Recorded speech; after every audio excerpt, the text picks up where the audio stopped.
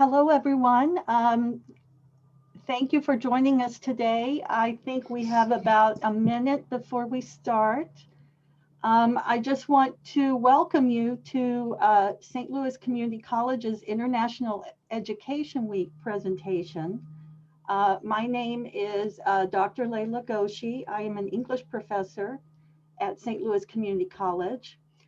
Today we will be speaking with Ahmed Salah Al-Mahdi, who is a writer of science fiction, fantasy, dystopia, children's literature, and it's such a pleasure to speak with him today. And we will get started soon. I wanted just to say a few things.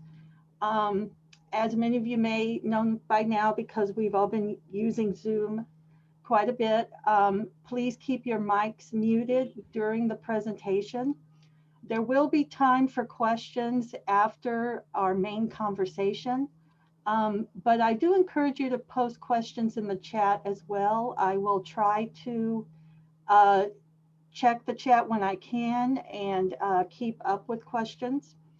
And also, I invite all of you to post hello in the chat and tell us where you're from, what city you're currently tuning in from. I also invite you to post links that you might be aware of, either of Mr. Al-Mahdi's work or of Arabic literature, science fiction, fantasy, and futurism in general. So thank you all for joining us. I think this will be a very rich and productive discussion. So I will share our presentation.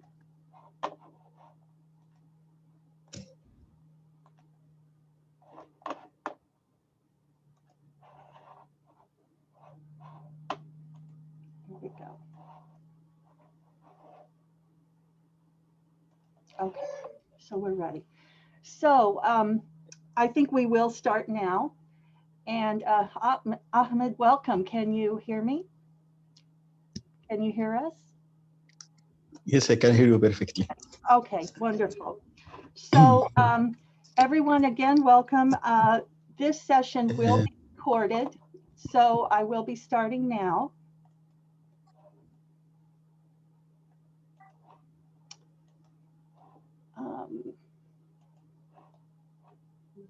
I think our St. Louis Community College folks may need to give me permission to record.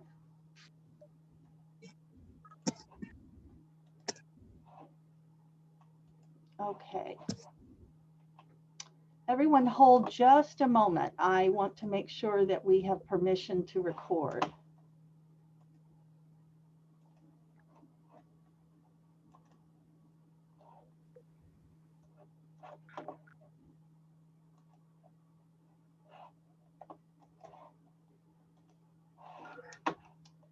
Okay.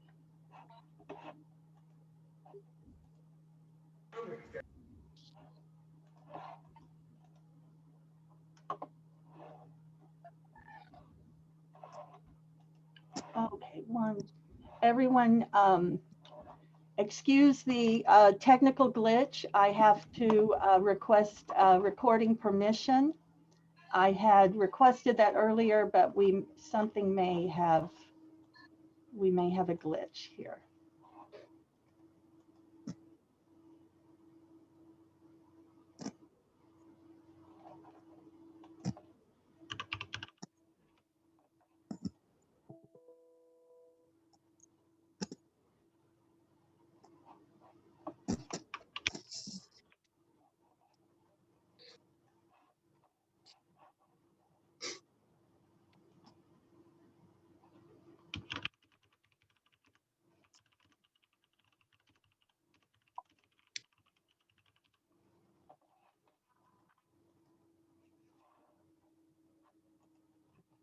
Okay. Well, I think we will proceed. I have asked our technical folks to give me permission to record. Okay, so today I want to welcome Ahmed Salah Al-Mahdi. I am a great fan of his work, and I am so pleased to be able to welcome him here. Ahmed Salah Al-Mahdi is an author, translator, and critic who lives in Cairo, Egypt. He has published 5 novels: Malaz, City of Resurrection, The Black Winter, Reem, Into the Unknown, the Greek Papyrus, Envoy of Morpheus, and the Marooned Mirror. He has also published numerous short stories for children, and he is also a translator of other folk tales. And I've been delighted to read some of his translations of Mexican and I believe Chinese folk tales that I've seen. So very prolific and interesting writer. So Ahmed, welcome. And how are you today? I am fine, thank you. How are you doing? Very good. Okay, wonderful. So I'm going to share our presentation.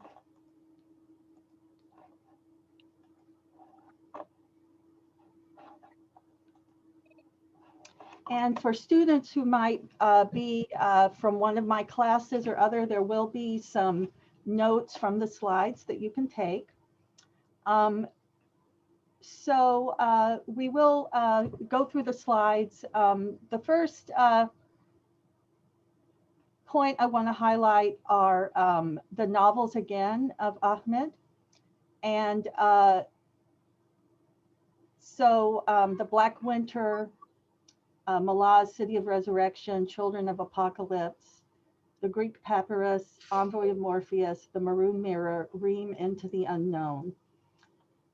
And Ahmed, I'd just like to know, when did you first take an interest in reading and writing science fiction, fantasy, or futuristic stories? Actually, it began very early in my life. My grandmother used to tell me the fairy tales of her people, may I say, the stories of something similar to the Thousand and One Nights or the Arabian Nights, as you may know it. So jinn, ghouls, witches and wizards and mythical creatures. I was very fond with her tales. That when I grew up a little, at the age of 5 or 6, I learned how to read. So I was looking for other stories like that. I want to read more, not just listen to some stories. So I began reading translated fairy tales like the Red Riding Hood and Cinderella and Snow White and so on. So I loved this kind of fairy tales, which uh, lead me to love fantasy after that. So I remember when I was very young, I was very obsessed with Harry Potter, the novels and the movies and the video games even. After that, I watched Lord of the Rings and was obsessed with that too. So I realized that I am obsessed with fantasy.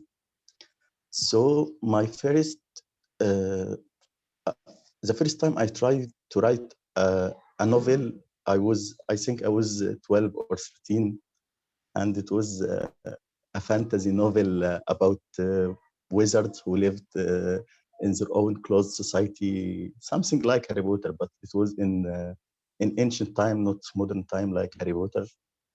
So this time I realized that I love fantasy. Then I turned also to science fiction. There was Dr.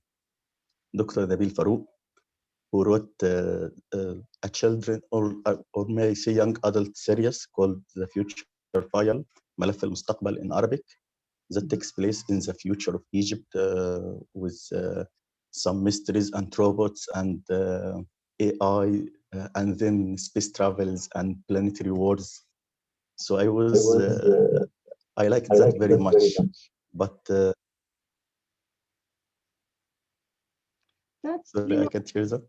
yeah, what I find interesting about that, so you really had a mix of influences from, say, your grandmother's, maybe your grandmother's generation and stories she had been raised on, plus your access to Western literature as well.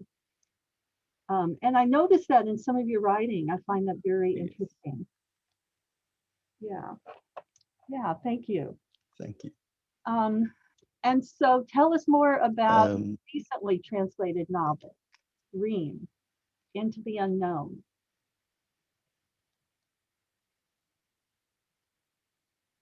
Sorry, I didn't hear that. The sound is better. Oh, the sound. About Tell us Reem. more about your recently translated novel, Reem, Into the Unknown. I think that is kind of a mix between the Egyptian influences and Western fantasy influences. Yeah, it was the mix of my grandmother tales and the European fairy tales that I read in my young years.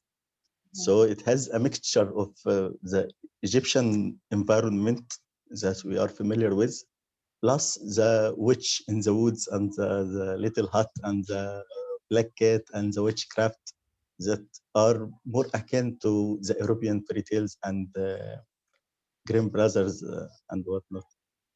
So when I tried to write this story at first, it was a short story called The Black Cat about a man who brought in a black cat as a pet. Then he realized that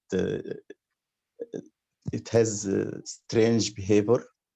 So he tried to get rid of it, and he could not do this because it come back every time.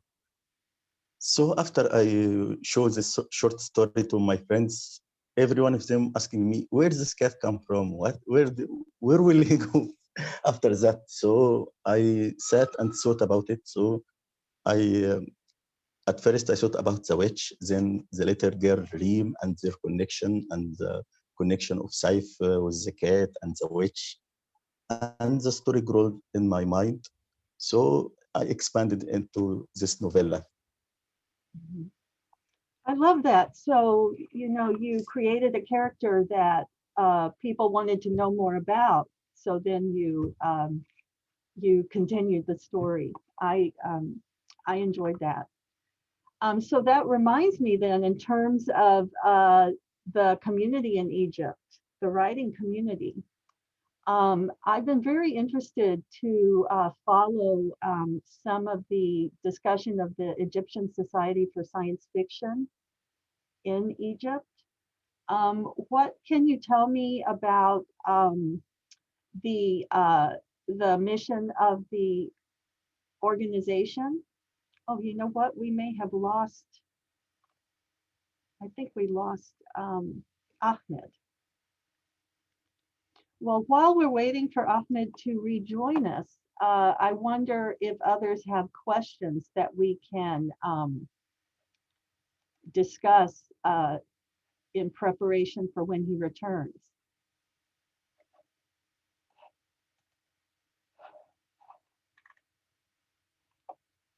Yes, I'm looking in the chat. There is an Egyptian Society for Science Fiction, and they're quite active, actually. Oh, I see Ahmed is back. Can you hear us? I think your mic. You need to fix your mic. Oh, sorry. I think there was a disconnect. I don't know why, because the internet is working fine. Okay, I I am back understand. with you.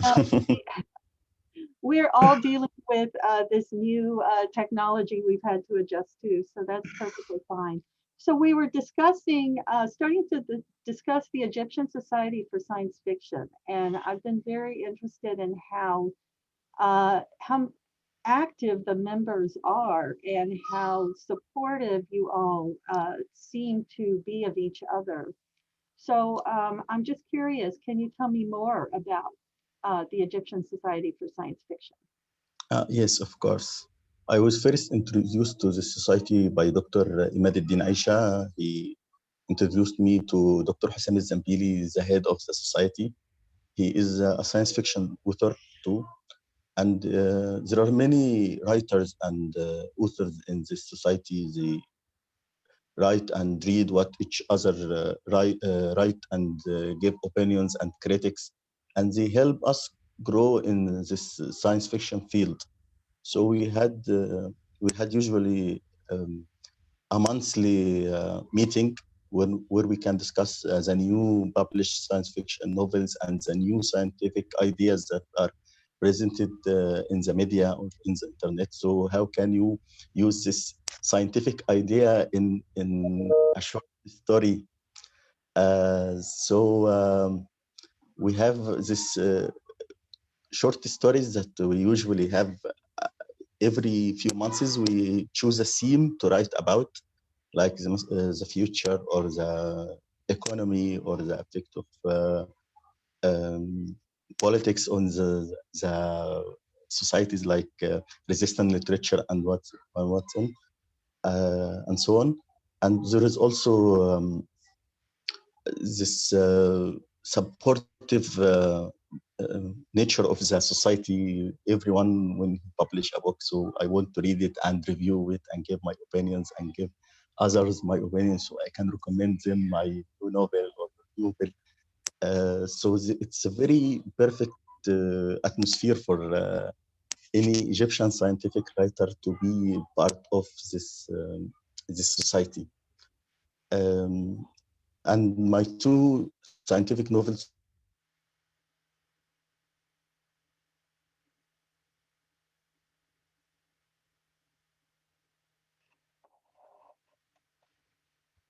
I think we've had a pause again.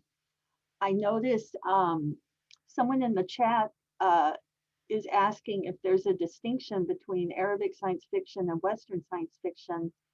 I will ask Mr. Al-Mahdi that question. I wonder if others in the chat would also like to answer that. sorry once again. No, Don't know what's happening. That's quite all right.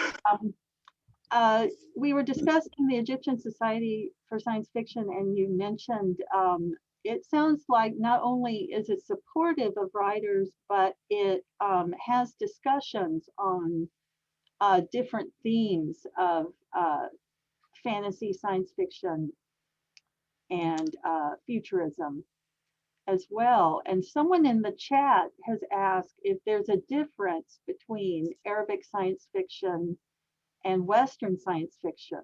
And is that a discussion that you have within the Egyptian Society for Science Fiction?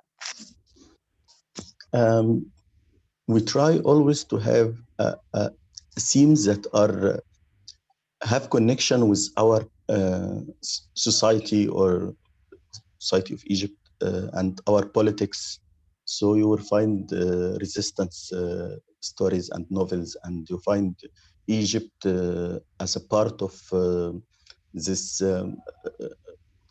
global movement of when there is alien invasion. You always find that Americans who are always defending Earth against this invasion. No, we want Egypt to defend this invasion too, if you know what I mean. We have this in Dr. Nabil Farouk stories. Always the aliens always land in Egypt in his novel, not in America. We also have a themes of the dystopia.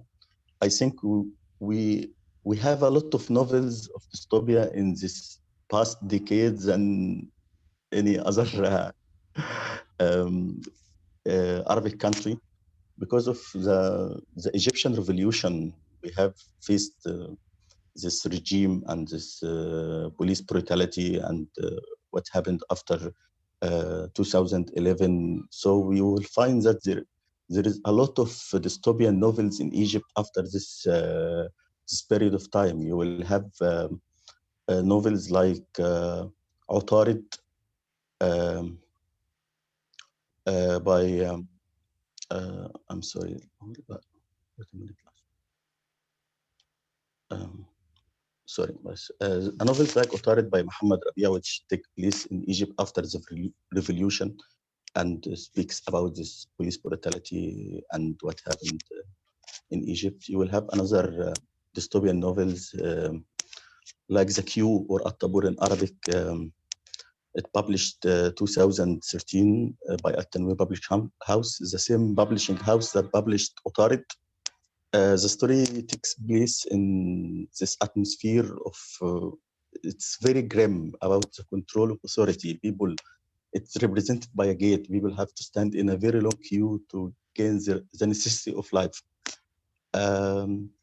And we have novels like The Listeners by Ibrahim Said. It speaks about a civil war in Egypt and a generation that are psychology distorted by the civil war. And there is a listener program who can, they have a programming in their mind. He will hear you and then will forget everything. So they are the perfect people to to listen to you, and you can take out your negative energy with them. So there are a lot of, there are also 2063 by Mu'taz Hassanin in Egypt in the year 2063, of course. It's something like Fahrenheit, where reading is prohibited and you don't have to own books, and people have this test to satisfactory tests. So if you are not satisfied enough with the government, so they execute you, no problem. And I too wrote in this dystopian or post-apocalyptic field with my two novels, Malaz, City of Resurrection, and The Black Winter. Malaz was published first. It takes place in the far future after the destruction of civilization. There are new cities. There is no Cairo or Giza or this modern city. No, there are a lot of new cities, mainly Malaz in the north and Abydos in the south, where people has returned to worshipping the old Egyptian gods again. And after I wrote it, people asked me, so how comes the world reached this state of devastation? I told them it was a nuclear war and a nuclear winter. So what happened then? Okay, I have to write a story about the nuclear war then. So I wrote The Black Winter. It takes place in the near future, not the far future, after the Third World War. And the nuclear weapon was used in this war. So there is this black clouds of dust and ashes and that, so there is no sun. It's a long, black, dark winter, and people in Egypt try to survive in this atmosphere of the apocalyptic atmosphere of the novel. So I am now writing my third novel in this timeline, if I can say. It's called The Children of Apocalypse, or أبناء القيامة in Arabic. So it's in the nuclear summer, after the nuclear winter has ended. So the atmosphere was damaged. There is no this ozone layer to protect us from the deadly sun rays. So people can no longer work in day or go out or try to find food. And so they live in this enclosed areas underground in hideouts. They can plant this mushrooms that can grow out in dark places and damp places. Um, So I am not finished. I didn't finish it yet, but I hope it can be published in the next Cairo International Book Fair. All right, thank you. I noticed a question in the chat related to this. Rehab asked, why do you think there are more dystopias than utopias in Arabic science fiction? I think this is because uh, the future now looks grim. In, in before that, in the 70s and 80s and 90s, science fiction were more about can you imagine the bright future? I think I wrote an article about the, the the Egyptian writers in 50 and 60. They asked them, how can you imagine the future in the year 2000? And they say, we will have flying cars, we will live on the moon, we live underwater. But now we are 2 decades past the year 2000, and we are nowhere near that. So we think about the future, and all we can see is there is no hope. Dr. Ahmed Khalid Tawfiq, who passed away recently, have, I think, about 4 dystopian novels. The first of them was Utopia, ironically named, and it was about in the near future. I think he wrote it in 2008 and said it takes place in 2023, and it's about that the high class of Egypt built a city on the northern coast of Egypt, guarded by American Marines. They live their life with all the luxuries, from drugs to sex to everything, while the rest of the people live outside the city in a very dire state of life. So, so he started that. I think before him, I can't think of another dystopian novel. So he paved the way to other writers like Muhammad Rabi al-Mu'tarid and the other writers who wrote dystopia and post-apocalypse. I think also Egypt used to be this big player in the politic games, and still is one of them. So it's we are very heavily invested in politics here in Egypt. So our novels have this feel of politics in everything. So dystopia is the best field the science fiction Egyptian author can write in. And would you consider the dystopian novels to be warnings or to be predictions? It sounds like Ahmed Tawfiq's work he wrote in 2008, and that was something like a prediction. What are your thoughts on that? I think it was a warning. You will. This is what will happen you for. This is what will happen to you if you don't stop this marching of corrupted politics in Egypt. You will live like the people who live outside this utopia. He have a very good quote in this novel in Utopia. One of the characters of the novel, he hate his people for uh, they don't do anything to change their life. So he said to them, I used to say to them, you dogs, you have slept so far down that you eat dogs yourself. Hadn't I warned you 1,000 times? I told you the theories of Molton and Jamal Hamdan and the prophecies of Orwell and Wells. And every time you dope yourself with hashish and cheap liquors and doze off, my fury with you like the rage of the prophets of Old Testament on their people. I curse you. But what truly terrified me was their apathy. They just looking for the next woman, the next round of tobacco, and the next meal, oblivious to the state they have reached. I think was the message of Ahmed Khalid Tawfi in his novel Utopia, that this is what will happen to you if you don't stop this and change it. Also, there is a quote for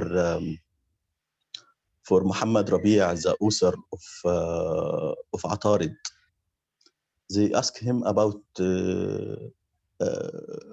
what happened after the revolution of Egypt and aftermath that followed in the grim future of Egypt. Is there a place for hope? In an interview, he said, hope blind us, obscure the facts. And I think that my attempt to get away of what we are now lies in looking at things rationally, giving up dreams, romance, knowing how our defeat has been, and using more ferocious techniques to defeat the other side. The side sees us as an enemy that must be eliminated, and it does so with a strange boldness. And we still remember the days of peaceful demonstrations with endless nostalgia. So it's a warning and a message to the people to warn them. You don't want to live like that. You don't want to see our novels turn true, to change it from science fiction to reality. we don't want that. So you have to change it. Remember, I asked you recently if you have hope in any of your dystopia. You said it was just a very thin thread. A glimpse of hope at the end of the tunnel. A glimpse of light. Yeah. Yeah. Yeah, go ahead. Go on. I just say that in my novels, I don't want it to be a complete grim future.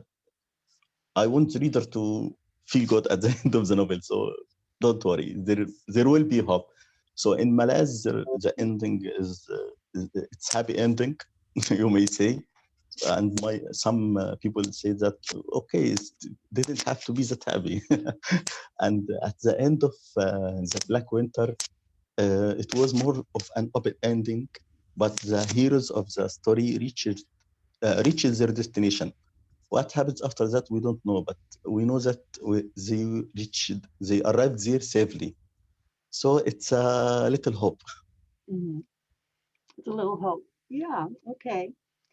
Um, there is a question in the chat from Zaina, and actually, I'd like to welcome her to turn on her mic and ask.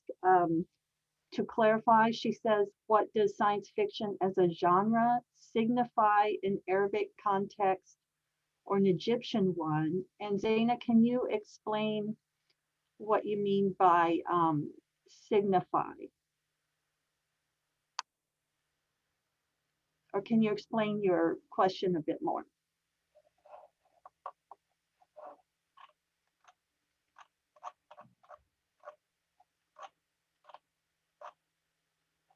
Zaina, can you hear us?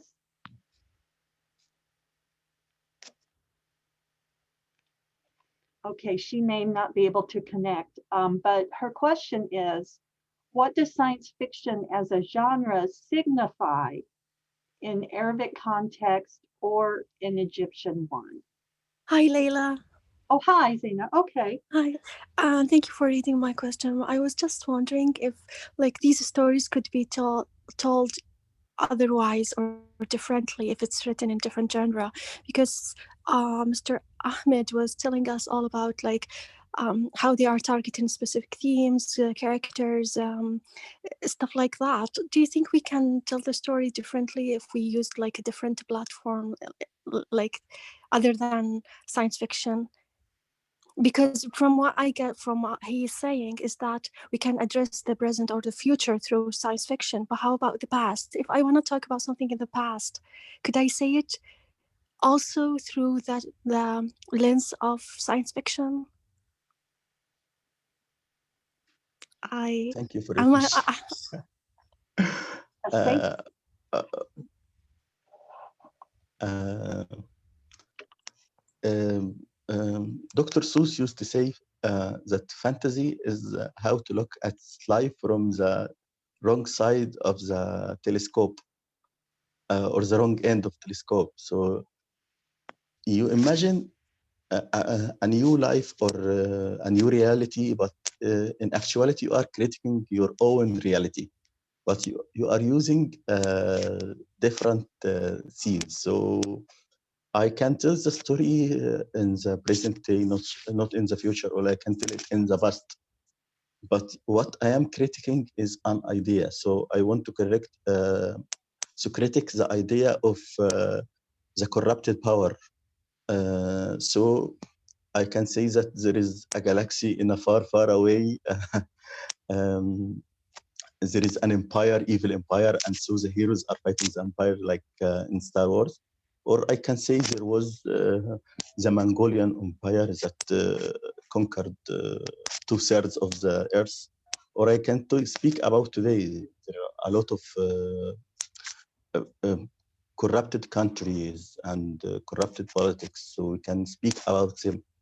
But you can expand the horizon of the reader by telling him uh, the story through the lens of science fiction or fantasy. So you can't imagine he can. Uh,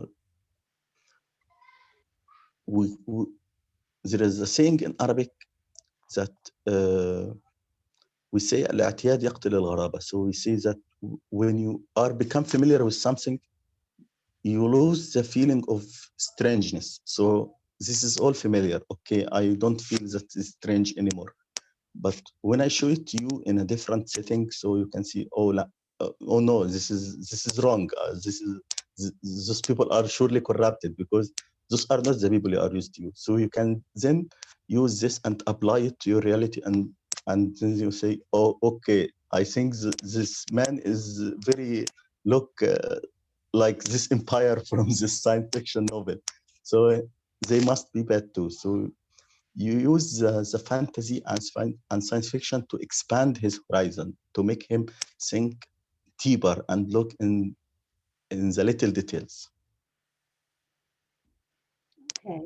Yeah, so it creates some distance, in a sense, to for us to look at things in a new way. So I just want to ask, come back to what you had mentioned about, I think you said the aliens always seem to land in Egypt. Did you make Well, that? You made a comment earlier. uh, Someone had said the aliens always seem to land in Egypt. We had a question about, or there was a mention of colonialism in the chat. I wonder, would the aliens be symbolic of kind of the interaction with the rest of the world that Egypt has, encountered really over the centuries? Or does that come from a different impulse? I think Egypt has the most strange relation with aliens. Everyone say alien built the pyramids and stuff. So we are familiar with aliens more than anyone else. But not all the stories are about aliens conquering us or us conquering the aliens. There are some stories about a friendship of an Egyptian man and an Egyptian and an alien man. So he, after his planet was conquered by another evil empire, so he asks the help of his Egyptian friend and his team in the stories of the Future File by Dr. Nabil Farouk. So they went there and held him. So there are themes of friendship in this novel. Not always that or aliens are evil. No, some of them are friendly, as it seems, and some of them was not like the regular form. They are not this two hand, two legs kind of thing. There was a story about an alien who was, you can see him by your own eyes, but he can enter the mind and control the bodies of the humans. And he was actually exiled from his planet, and he is looking for another place to live. And you hate him at first, but then you sympathize with him. And so what happened to his original planet? Why did they exile him?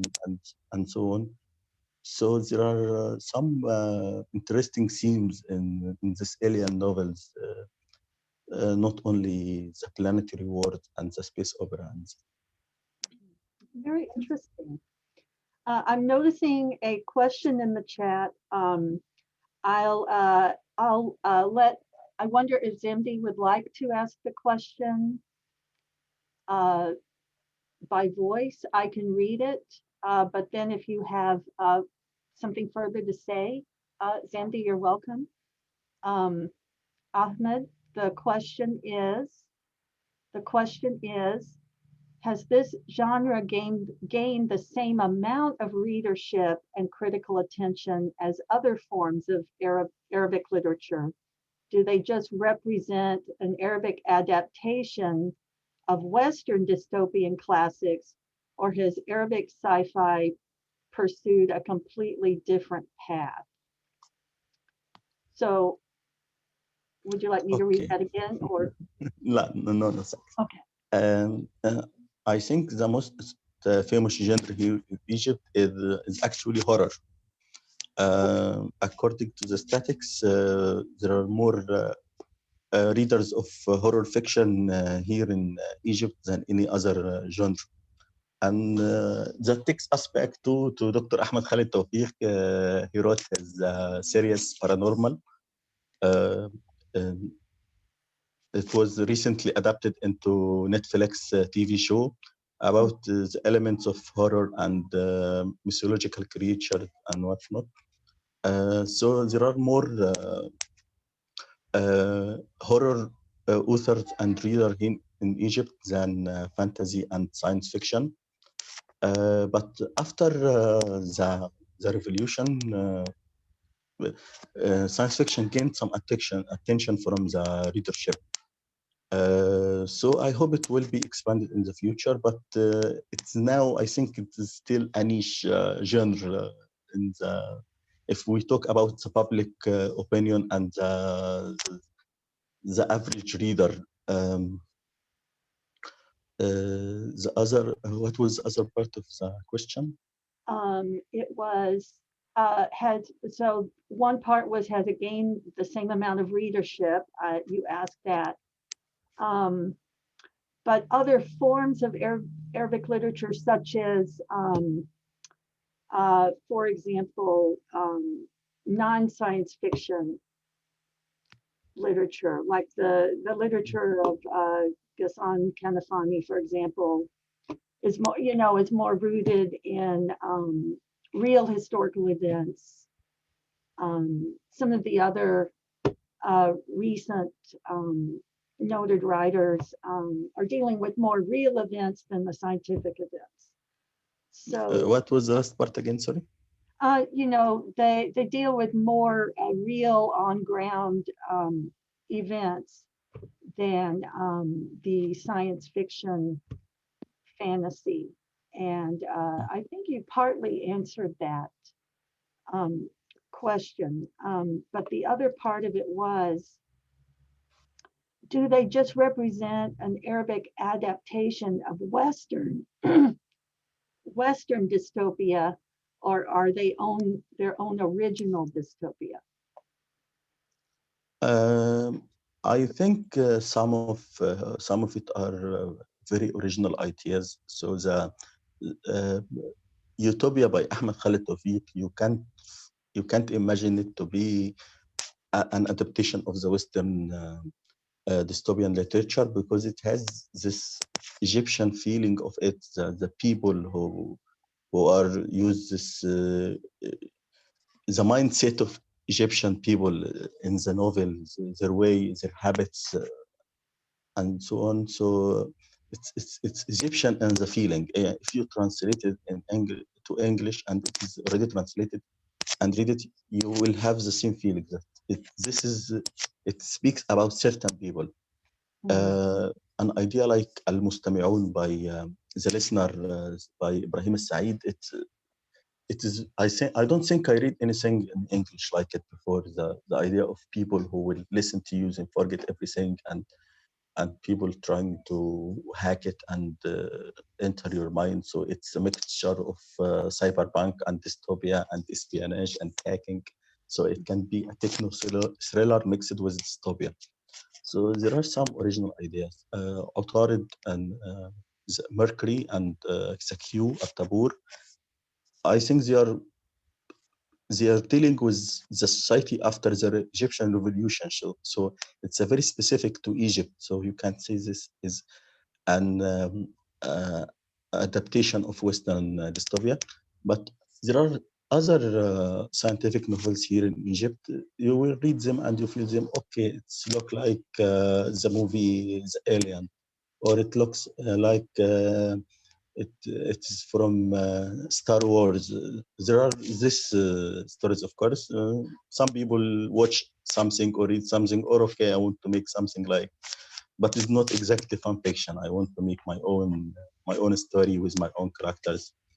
Okay, some science fiction novels are you will feel they will give you this Western feeling. I know, but other scientific Egyptian novels, Dr. Ahmed Din Aisha, one example, his short stories on Mars, they are dealing with Arab and Muslims on Mars and their society and their traditions and habits. So Dr. Ahmed Din Aisha for me is a perfect example for Arabic and Muslim science fiction with his stories on Mars. And I just I want to note real quick. I had already mentioned Imad Adina Isha in the chat. but we are fortunate to have him. He has a wonderful story in the Palestine 100 anthology, and as you mentioned, other stories as well. And perhaps we'll have Mr. Aisha come and visit with us someday too. I wanted to follow up on something you said about horror. Um, why do you think the Egyptian public is so interested in horror fiction? I think because Egyptian uh, most of them are really superstitious. They believe in black magic and jinns who can harm you, and people who can summon them and inflict damage on you and do evil things. So we can find this people who use pieces of paper and use a small pen. So I wrote your name on the paper and I can help you with pen, something like the voodoo doll. And people who do something they call a'mal, they write some stuff on paper and put it in a graveyard. So when the government do a campaign to clear graveyards, they found all stuff of all sorts of hair and no and teeth and nails and so on. So they are part of the victim and they want to use. So in this environment that is fraught with black magic and jinn and dark wizard who want to harm you, they think they can this dajjal or this magician can make someone uh, separate. They can separate between the man and his wife, so they can make other marriage and they can give him children and they can make him unable to have children. So this is what make people interested in this horror stories. They are for them a mixture of their own fears. Uh, Horror stories, they say that they help us to reflect on our own fears.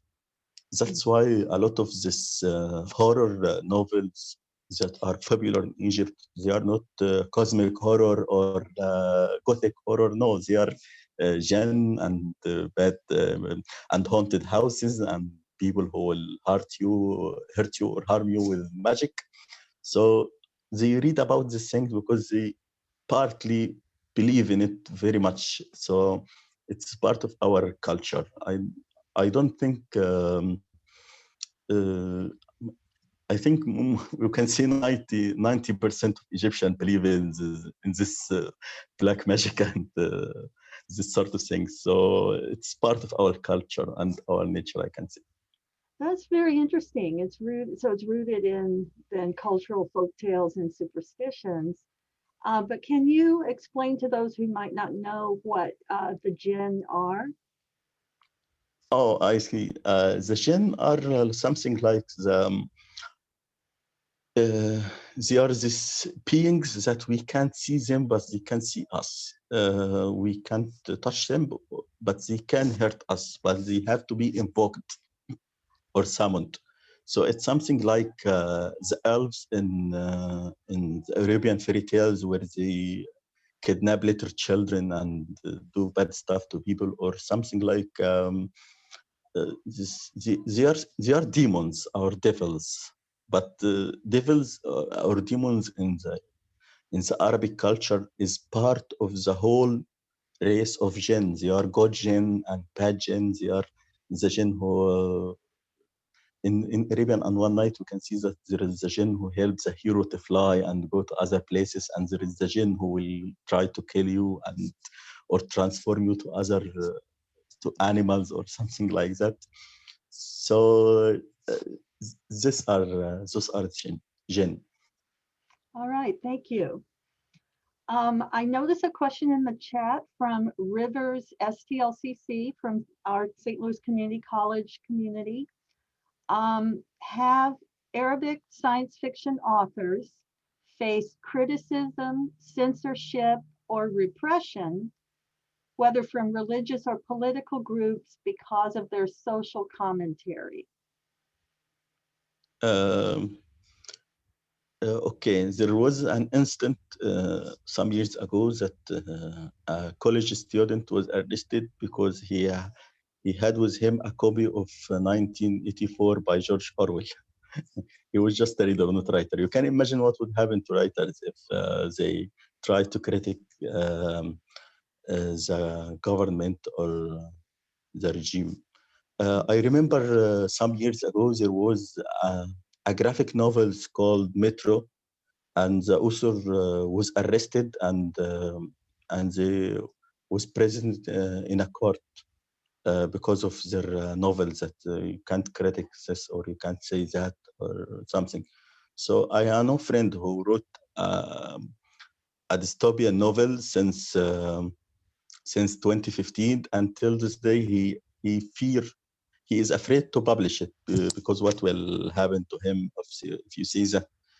In the past year, there was more censorship than ever. There was a censorship on Facebook posts. You can walk in the street and a cop will stop you and ask you, okay, show me your Facebook. And he will go through your Facebook. And if you post something he don't like, okay, off to the police station and then to the prison, and you may never come back again. So I think this is not a healthy atmosphere for writers, of course, and especially if you write about dystopia. In dystopia, we call this literature in Arabic the rotten city literature. So you can imagine if you try to imagine Egypt as this. You can't say this is bad. You have to say this is the best things that happened to Egypt since 2011. This is the best government ever. You have to say that, or you are a man of the evil people, as the president say. We have to hide our project so this evil person can't try to sabotage them or do something about them. So we are evil in the eyes of the government if we try to critic them. Mhm. Thank you.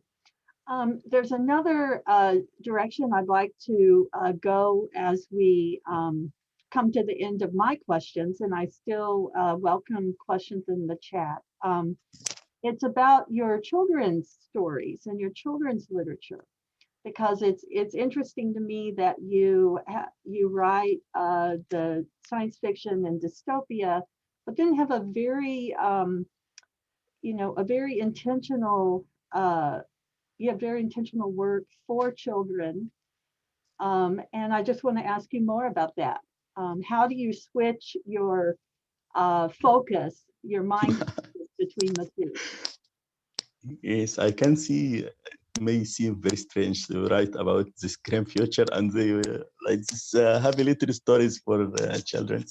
But actually, like Stanley once said, when he asks him, how do you focus on the age of your reader? You write this to what range of from age 10 to 20 or what? He said, I can't do this. I just like what I write. I like to read. And I hopefully, and I only can hope that people who read it will love it too. I think I do just like him. I write what I love to read.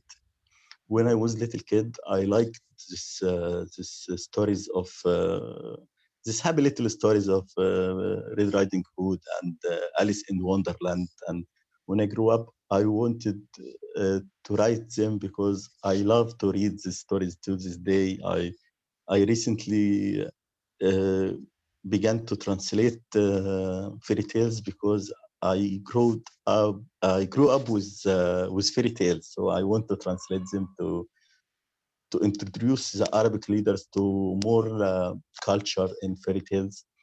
So when I want to write a story for children, I sit down and I open the Word, Microsoft Word, and say, okay, don't think about politics, don't think about anything of that. Just write a happy little story that you will love to read, and hopefully children, when they read it, they will love it too. That's wonderful. It sounds like then I did not know that about your grandmother's story. So you're carrying on her tradition in a way by telling stories to others as well. So that's Yes. great. I noticed a question in the chat about the, if I understand that correctly, oh, okay, that was about the difference between Arab science fiction and global. There's one by, is that Julie? I think, Julie. Um, would you like to ask your question? Sure, yes. Hi, I'm July Blaylock. I am a PhD candidate at SOAS University of London. And I think your work sounds so interesting. Thank you so much for speaking with us.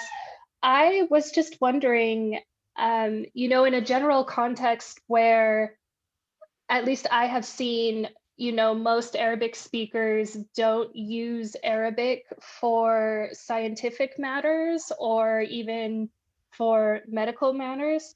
Do you think that this wave of Arabic science fiction has changed people's perception of the language and how scientific and theoretical the language can be? Thank you for the question. It's very interesting one. So in Egypt, we used to learn science in English when you grow up. So you want to study in medical college or in engineering college, so you will study in English. So most uh, of the words you know to use in this scientific field will be English. So there was no scientific language used in Arabic. We have to use the words, something like electron. Uh, we use the same word in Arabic. So, but there was some tries to make this words or find Arabic words to convey this meaning. So we use the word kahraba for electricity. So what about, we can say about electrons, they say kahrab, something from kahraba, which is electricity. But this tries didn't flourish. It is very narrow in the usage of the in scientific fields and so on. So you will find electron, proton, no Arabic equivalent for these words yet. So when I translate science fiction from English to Arabic, I face many problems. I don't want to. In English, you can okay, you will use a new words from English. Okay, Asimov in Foundation, he used the word televisor for a way to communicate with image and voice, not only voice like telephone. So he called it televisor.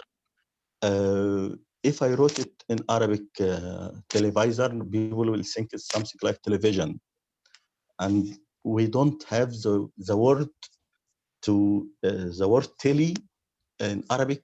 It's actually two words, hambot, two words. So it's a problem to try to think of new words to use in science fiction.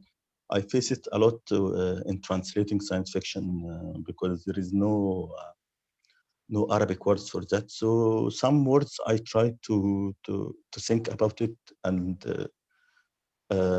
try to mix the words of Arabic with something of some ancient forms of Arabic. So something like in the novel of Mortal Engines, I actually was working on translating it. I couldn't work on it for some reason or other. So some other person worked on it. But I have this word of engineerium.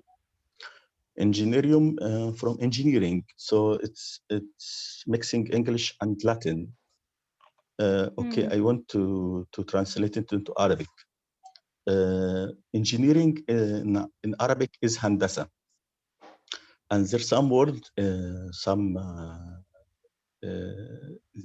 Syrian language, they called it اللغة السريانية. It's the language that was before the Arabic language. So they use some it's called Syriac language, sorry. So they use some words, there's some words in Quran from this language, something we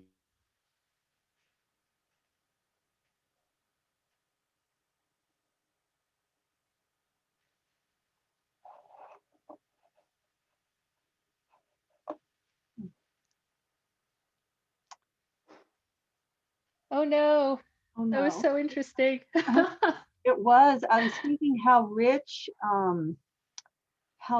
the language is and can be, not only with what he was saying, but then when you think about local dialects and you know, there's just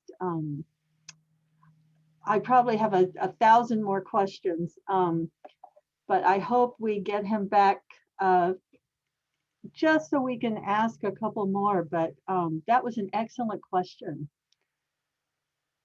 July. Thank you. Thank you. Do others, while we're waiting for Ahmed to join us for his closing remarks, does anyone else have something you would like for me to ask? I know I have a couple I might want to put to him before we finish.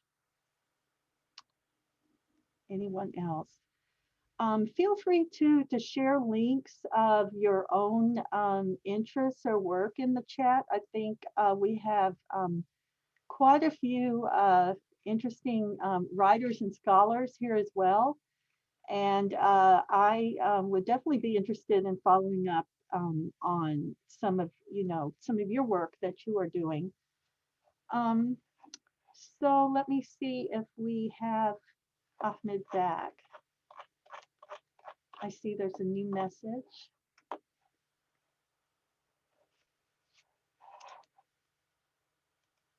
Yes. Okay, well, we may have lost him.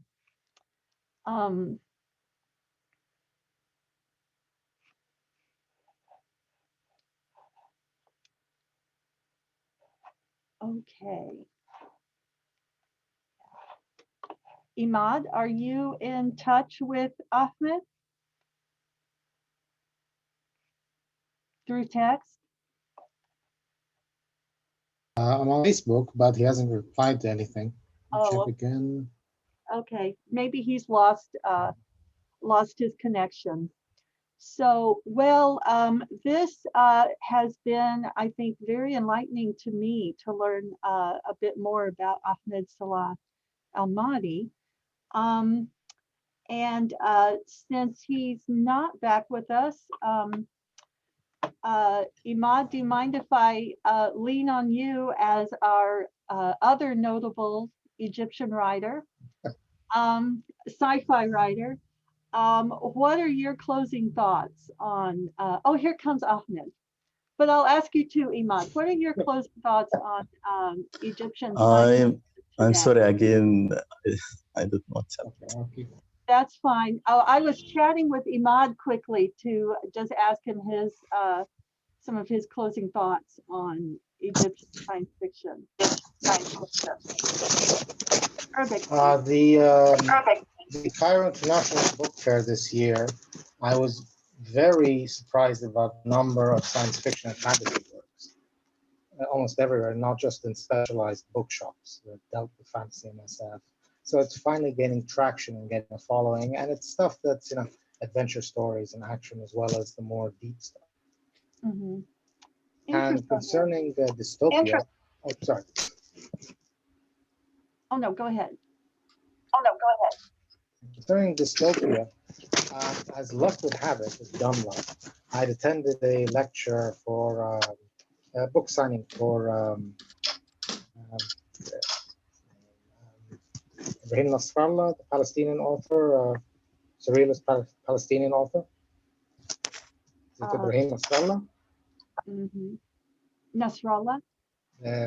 Yes. Yeah, the third war of the dog, if you remember. Let me check. I got it here. Check. Interesting. Um, So, Oh, the second war of the dog.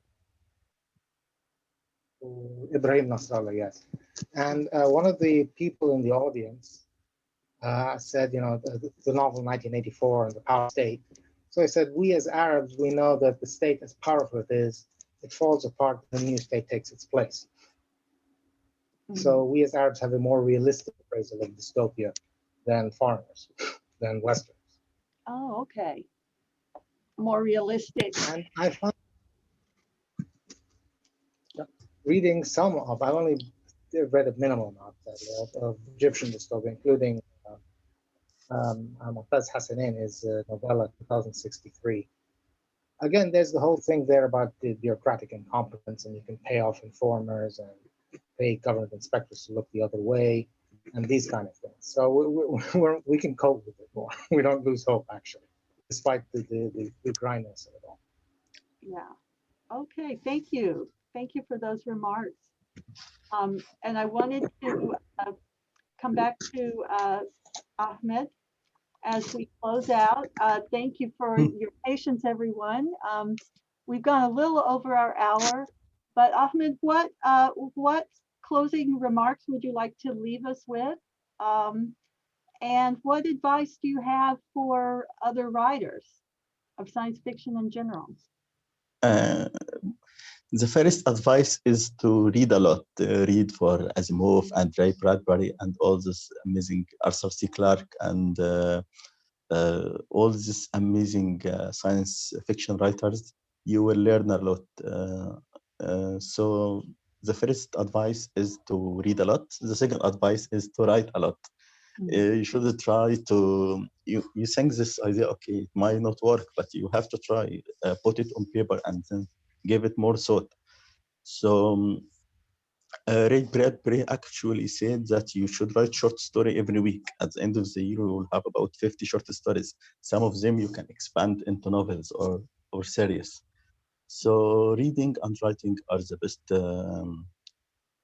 advice. Also, science fiction are based on scientific ideas. So you should look into the new theories of science and try to imagine how can I work this out in my short story or in my novel. So there is this a quantum computer they are talking about. It does not work perfectly right now, but it may work in the future. So I should be a step ahead of science. Okay, I will see that this quantum computer is working. They are talking about using Dyson spheres to harvest the sun energy or other stars. But what will we can do through this invention? Okay, I saw in one of a scientific video, he said that if we could harness the whole energy of the sun, we can upload our consciousness of all the human race into a computer and live in a simulation in a paradise. So you will not worry about anything in this simulation. I find it interesting. I can write a short story or a novel about this idea of people living in simulation while the sun is being harvested for energy.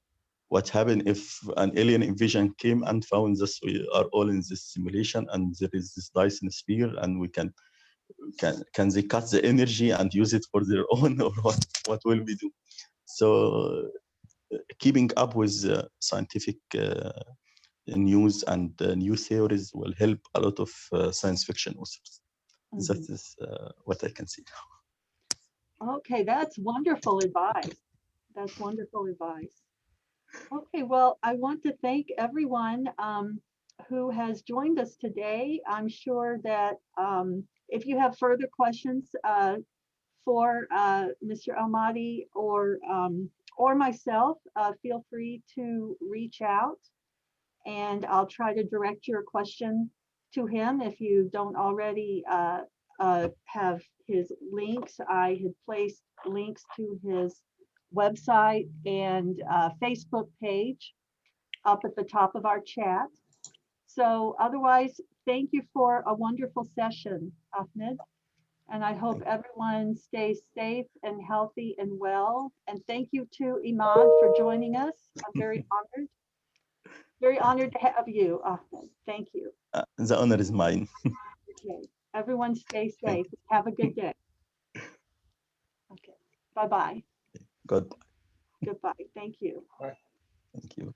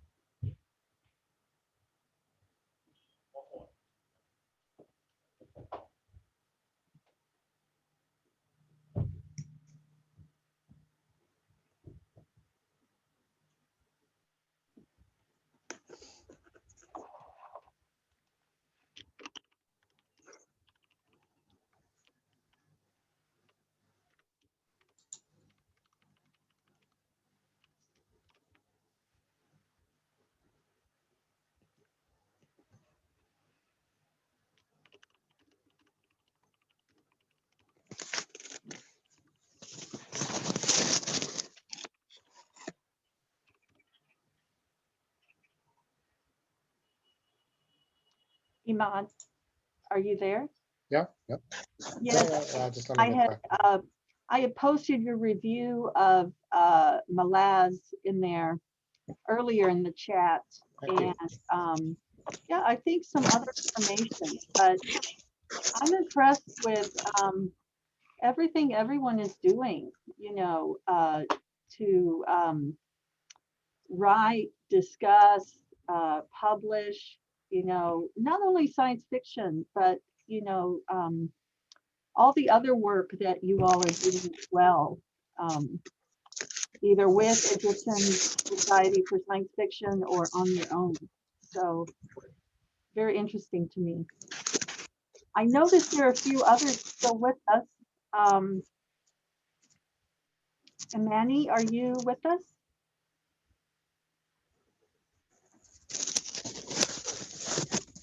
Anyway, it's up in the top of the chat. So I am going to log off now.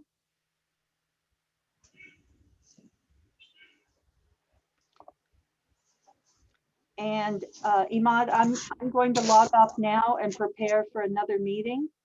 But thank you for joining us. And I will talk to everyone soon. Thank you. Okay, bye-bye. Bye.